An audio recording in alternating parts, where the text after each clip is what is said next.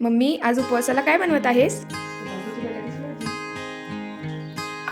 उपवासाची भाजी 2 प्रकारची बनवणार आहे, लाल तिखट घातलेली आणि हिरवं तिखट घातलेली. त्यासाठी आपल्याला बटाटे, जिरे, लाल तिखट, मीठ, बारीक केलेली हिरवी मिरची आणि शेंगदाण्याचे कूट लागणार आहे.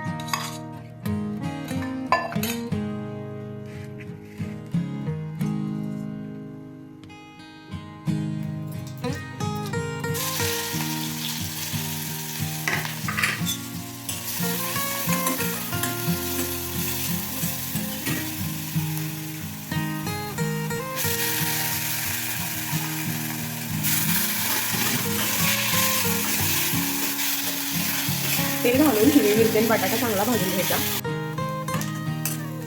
बटाटा चांगला भाजलेला आहे. आता यामध्ये शेंगदाण्याचे कूट घालायचे, थोडेसे मीठ, चवीपुरते.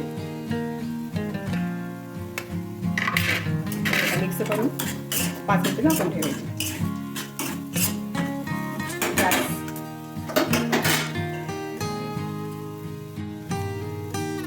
गॅस बारीक करून झाकून ठेवायचं.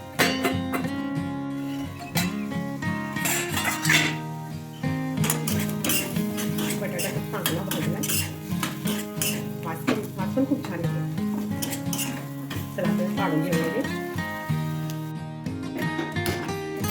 चला आता आपण लाल तिखट घालून बटाटा बनवूया. त्यासाठी 2 चमचे तेल घालायचे, जिरे आणि लाल तिखट.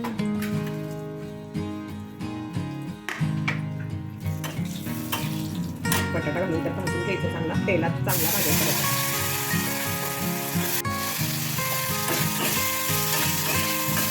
तेलात चांगला भाजून घ्यायचा.